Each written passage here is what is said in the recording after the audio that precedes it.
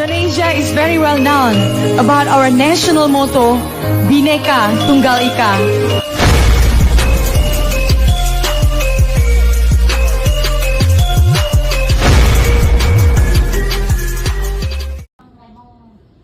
Bismillahirrahmanirrahim.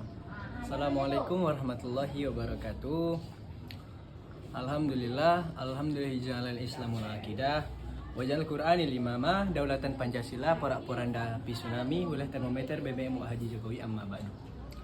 Langkah yang pertama kalinya, tidak lupa kita panjatkan puja serta puji syukur kita terhadap kehadirat Allah Subhanahu wa Ta'ala, yang mana berkat hikmahnya lah kita dapat berkumpul di tempat insya Allah diberkatinya ini.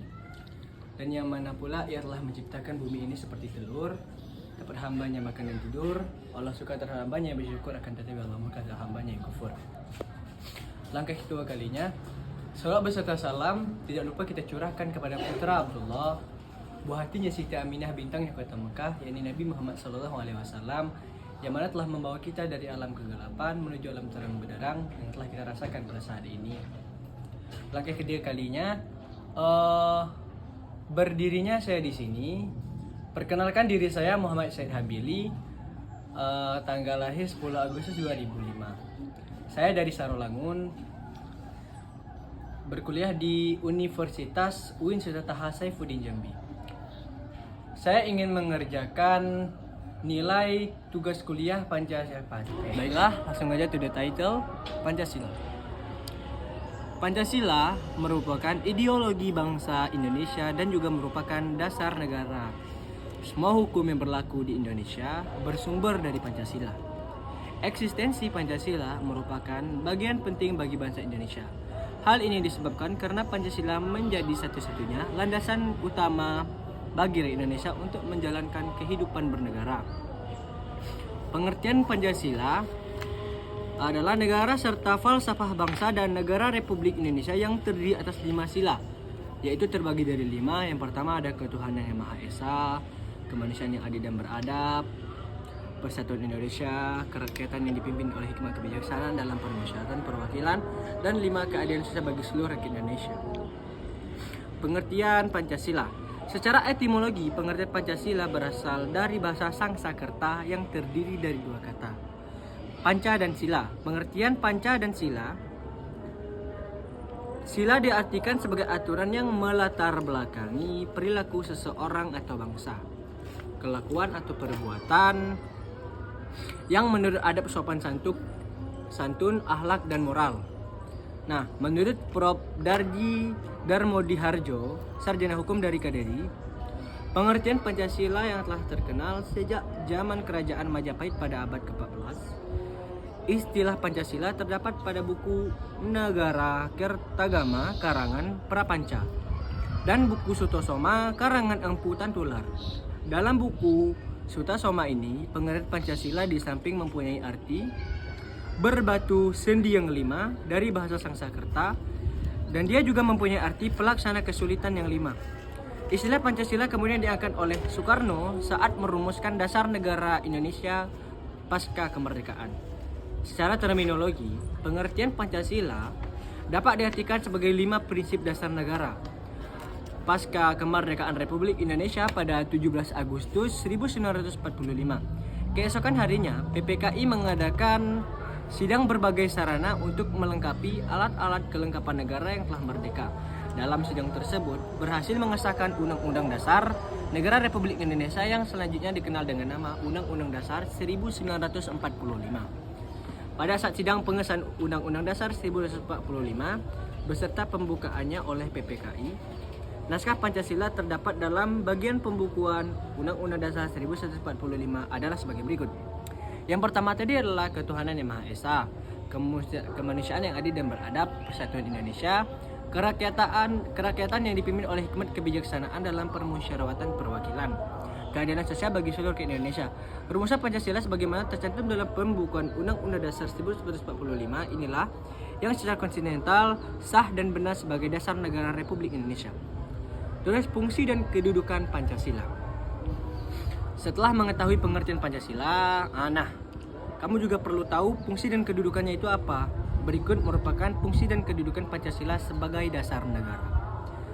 Pancasila sebagai jiwa dan bangsa di Indonesia, sebagai nilai-nilai kehidupan dalam masyarakat bangsa Indonesia melalui penjabaran instrumental sebagai acuan hidup, yang merupakan cita-cita yang ingin dicapai serta sesuai dengan napas jiwa bangsa Indonesia. Dan karena Pancasila lahir bersama dengan lahirnya bangsa Indonesia. Pancasila sebagai kepribadian bangsa Indonesia merupakan bentuk peran dalam menunjukkan adanya kepribadian bangsa Indonesia yang dapat dibedakan dengan bangsa lain, yaitu sikap mental, tingkah laku, dan amal perbuatan bangsa Indonesia. Pancasila sebagai udah tutup dulu. Di awal tadi telah dijelaskan bahwasanya ada kata-kata yang menyangkut pada tulisan Sanskerta kan. Oleh karena itu, ada seorang guru bertanya kepada muridnya, Pancasila berasal dari bahasa Sanskerta, apa artinya?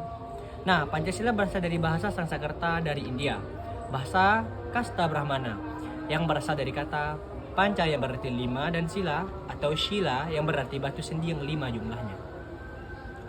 Berikut saya akan menjelaskan kelima sila. Yang pertama di sila pertama memiliki lambang bintang tunggal berwarna kuning. Sila pertama ini mengandung makna bahwa bangsa Indonesia adalah bangsa yang beriman dan bertakwa pada Tuhan Yang Maha Esa, berdasarkan kepercayaan yang dianut oleh masing-masing individu. Dan sila kedua, ini diwakili lambang berupa rantai.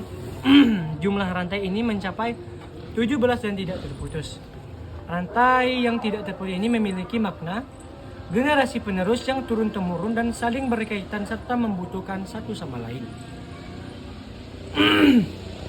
Simbol dari kata sila Oke.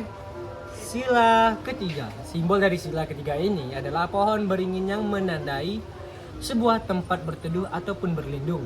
Hal ini berarti seluruh rakyat Indonesia bisa berlindung dan berteduh di bawah naungan negara Indonesia. Sila keempat, simbol dari sila keempat adalah kepala banteng yang dikutip dari BPI PRI menandakan tenaga rakyat. Selain itu, kepala banteng juga mewakili hewan sosial yang sering berkumpul. Dan hal ini sila keempat menjadi pedoman bagi rakyat Indonesia untuk bahu-membahu dan berdiskusi dalam menyelesaikan berbagai macam persoalan. Dan terakhir adalah sila kelima. Sila kelima Pancasila dengan simbol padi dan kapas yang bermakna kemakmuran dan kesejahteraan. Melalui simbol ini, negara Indonesia memiliki kewajiban untuk memakmurkan rakyatnya sebagai landasan. Sementara lambang pada setiap tubuh Garuda yang terjadi pada 17 jumlah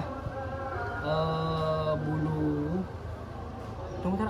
Sementara lambang pada setiap tubuh Garuda yang terdiri 17 jumlah bulu sayap kanan dan kiri, 8 bulu di ekor, 19 bulu di pangkal ekor, dan 45 bulu di leher menggambarkan waktu kemerdekaan Indonesia, yakni diproklamasikan 17 bulan 8 1945. Burung Garuda Pancasila yang menyengkeram sebuah gulungan yang bertuliskan Bhinneka Tunggal Ika yang memiliki arti kesatuan dan keberagaman. Meskipun berbeda, namun tetap satu. Nah, selanjutnya saya akan menerapkan bagian bergotong royong pada kehidupan di masyarakat. Makna gotong royong itu adalah aktivitas gotong royong ini berkaitan dengan nilai-nilai sosial yang penting bagi masyarakat Indonesia, seperti kerjasama, kebersamaan, dan saling membantu.